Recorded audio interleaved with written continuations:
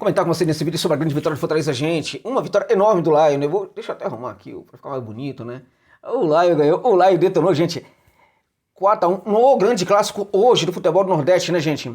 E um dos maiores, evidentemente, do futebol brasileiro, já que tivemos em campo duas das grandes equipes do futebol brasileiro. De tal sorte que foi um dos maiores clássicos do Nordeste, neste momento o maior, e também um dos grandes clássicos, né, do futebol brasileiro da atualidade. O Lion deitou e rolou, né, gente? Um primeiro tempo em que houve muita intensidade das duas equipes, né? Alta intensidade das duas equipes, o jogo realmente foi muito movimentado, com chances de gol para um lado e para outro, embora não tantas assim, mas, enfim. Acho que houve uma prevalência aí do sistema defensivo, embora as equipes estivessem muito mais intensas no primeiro do que no segundo tempo. Ao menos em relação aos primeiros, vamos lá, 25 minutos do primeiro tempo, do segundo tempo, né, gente? Porque depois a coisa começou a andar. Esse segundo tempo foi o típico cenário, né, do tipo de futebol, do tipo de armadilha que as equipes costumam cair em relação ao Fortaleza, né? Então, e isso foi muito responsável pela vitória do Lion, pela goleada, né, do Lion contra o Bahia. O Lion deitou, gente. Antes disso, antes de continuar com essa conversa, chama atenção para o fato que esse vídeo tem patrocínio da WashBet. A casa de aposta que apoia aqui o meu trabalho, mas não é somente por isso não, porque antes do meu trabalho existir, e Deus existir, já existia a WashBet, tradicionalíssima, né? É uma das maiores e mais respeitadas do mundo, gente. A OneXBet entrega rapidamente o lucro dos seus ganhos sem nenhuma burocracia, independente do valor. Eu ganhei R$100, a outra casa aí entregou, você está falando que todas as entregas é porque você ganhou R$100. Se você ganhar um valor muito alto, aí você vai perceber que tem casa de aposta por aí e tem OneXBet. Então não brinca com isso não. Quer fazer uma fezinha? Não fica aí nessas paradas de casa de aposta nova, que vive envolvido em polêmica, não. Vai logo na série, né? Na melhor de todas, na OneXBet. Use o link que está no comentário fixado desse vídeo, cadastre-se lá e coloque o código promocional XJOSA para você dobrar o valor do seu primeiro depósito até R$3.000, gente, no primeiro depósito, é isso aí. R$3.000. Vamos brincar com isso não, né? Então vamos dar essa força aí. Muito obrigado pela generosidade. Deixar aqui também, juntamente com o link fixado, né, a chave do Pix do canal, caso você queira dar uma força aí para o canal. O canal tá precisando de uma força aí, não em virtude aí da plataforma, né, que tá sempre muito parceiro aqui, o YouTube realmente não é responsável, mas o canal, até mesmo em virtude mesmo da qualidade do meu trabalho, não tá muito bem não e precisa da sua força aí. Eu tô sendo vítima aqui, inclusive, de atos de terror por parte da gatinha da casa, a Dulcinea, que daqui a pouco vai voar na frente da câmera e tá mordendo meu tornozelo aqui de uma maneira bastante complicada, né? Enquanto eu faço esse vídeo pra vocês, eu já pensei em fazer outro vídeo, mas não vai adiantar, porque quando ela começa assim, não para mais, a situação é séria, daqui a pouco eu vou ser agredido aqui na frente de vocês. Vamos lá. Voltando então para o que é sério na vida, né? A grande vitória do Lion, que voltou a ganhar, depois de uma sequência de jogos que não vinha vencendo, tava complicando, mas eu falei, esse Fortaleza aí é um Fortaleza em que dá para confiar, né? Pode conquistar o título brasileiro. Olha, é difícil pela qualidade do jogo do Botafogo hoje em dia, né? O Botafogo, de fato, está num momento muito bom, muito acima da média, né? Muito acima de tudo, o Botafogo, né? Mas, assim, o Fortaleza tem que fazer a sua parte, né? Pode, evidentemente, conseguir, caso volte às vitórias, a sequência de vitórias, assim, impecável, né? E o líder do campeonato passe a ter problemas, o que pode perfeitamente acontecer nessas próximas 11 partidas que restam aí do Brasileirão. Isso é normal. Isso não é nada contra o Botafogo, não. É porque as oscilações costumam acontecer. O próprio Fortaleza foi vítima disso agora recentemente. De repente, o Fortaleza voltou à vitória, né? Vai voltar a ganhar no Campeonato Brasileiro, enquanto o líder, de repente, pode ter algum outro problema aí, né? Então vamos lá, não estou falando que isso vai acontecer, mas em geral isso acontece, né? Então o Fortaleza tem que fazer a sua parte. Não conseguiu ser campeão, mas conseguiu, por exemplo, ser vice-campeão, sensacional. Terceiro colocado, quarto colocado, fantástico. Na campanha de 2021, lembra? Quarto colocado. Hoje a gente viu o Fortaleza traduzindo em campo a sua superioridade, né? A qualidade do seu jogo, a qualidade do seu esquema tático, naturalmente no segundo tempo. E alguns jogadores contaram muito para isso. Vamos lá. Olhando aqui a equipe, que foi, de certa forma, se você parar e pensar, o Voivoda, ele vai mexendo na equipe aí, pensando também no jogo aí da Sul-Americana, né? Então a equipe foi formada com o Kusevich, o Brits, Kusevich, Cardona e o Mancuso, essa linha muito bem, na minha opinião, né? O Matheus Osseto e o Zé Wellison, dois monstros ali na volância, jogaram demais. Olha que detalhe interessante, né? O Fortaleza voltou a jogar justamente quando os seus volantes voltaram a jogar muito bem, né? É o que eu tô falando. O Fortaleza precisa muito do jogo, neste setor do campo, na volância, um pouco mais à frente aí.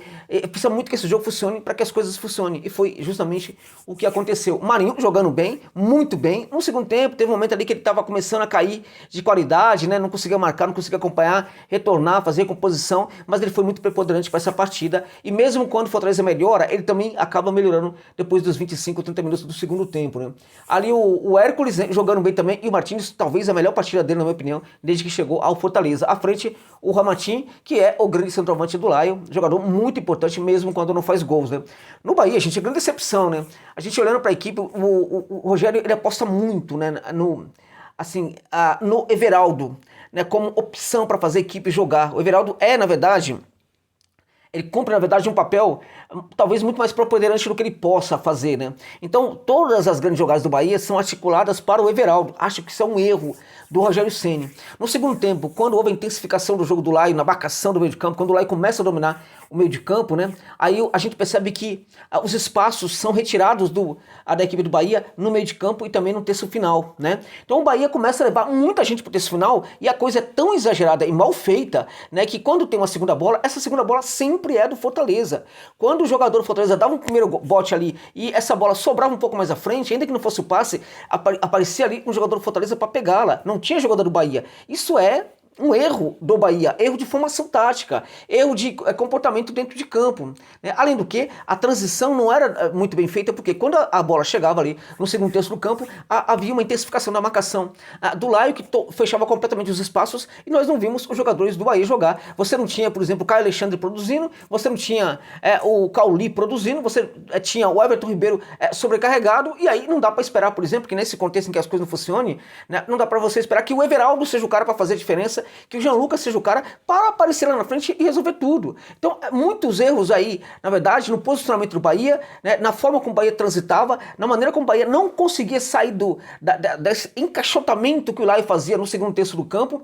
Então, o que aconteceu? Quando o jogo no segundo tempo ele vai perdendo um pouco de consistência, quem é que ganha relevância, não somente do ponto de vista futebolístico, mas também psicológico dentro da partida? O Fortaleza. Este é justamente o momento em que os adversários caem na armadilha do Fortaleza. Momento em que quando as coisas pouco acontecem, o que acontece para o Laio, que é um time preparado também para o jogo de poucos acontecimentos, né? Então o Bahia, que é o time da intensidade, de propor jogo, enfim, de ser uma equipe preponderante, protagonista e tal, ela vai errar muito, ela vai se perder muito quando os acontecimentos são retirados do jogo, né? A temperatura do jogo diminui. E quando essa temperatura do jogo diminui no segundo tempo, pouco a pouco o Laio vai crescendo e a temperatura do jogo muda, ela volta a aparecer, mas a partir das ações do Laio em campo. Enquanto nós temos, paradoxalmente, um Bahia um tanto quanto morto no segundo tempo, sem conseguir praticar grandes ações, você tem uma intensificação do jogo, né? Você volta a perceber uma temperatura alta no jogo, mas essa temperatura está na equipe do Fortaleza, na sua maneira de transitar, na sua maneira de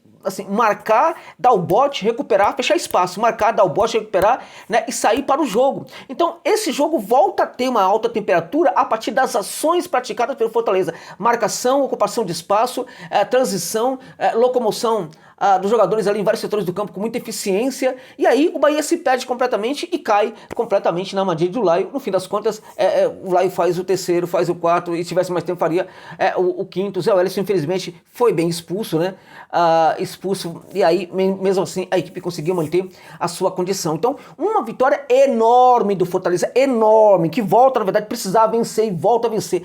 Quanto ao Bahia, já podemos falar de decepção? Acho que podemos, né? E acho que se a gente fala de decepção para uma equipe que tem esse elenco do Bahia, precisamos também falar que a decepção é muito da comissão técnica. E hoje teve muito erro de leitura de novo, né? Então acho que o Bahia precisa, na verdade, fazer uma avaliação profunda sobre o seu comando técnico. Eu não estou falando que tem que demitir o técnico, não. Tem que fazer uma avaliação profunda, para ter um entendimento profundo do que significa o trabalho do atual treinador. Porque se localizar, se entender que o trabalho não tá bom, precisa resolver isso aí. O que não dá é para ficar levando como fez no ano passado, né? As consequências podem ser complicadas. Não dá para uma equipe que tem esse luxo de elenco ter esses problemas que está apresentando neste momento de não conseguir evoluir. Perdão aqui pelo assovio na hora de pronunciar aqui a palavra. Então é isso, gente. Muito boa a vitória do Laio, espetacular, né? E o Fortaleza acho que tende a crescer a partir de agora no Campeonato Brasileiro novamente, enquanto o Bahia, uma grande decepção, sem dúvida nenhuma, no Brasileirão. E essa partida foi de novo uma partida em que isso ficou muito claro. Bastou o Laio conseguir, né, se encontrar um pouco no jogo para desmontar completamente essa equipe do Esquadrão. É isso, gente. É isso.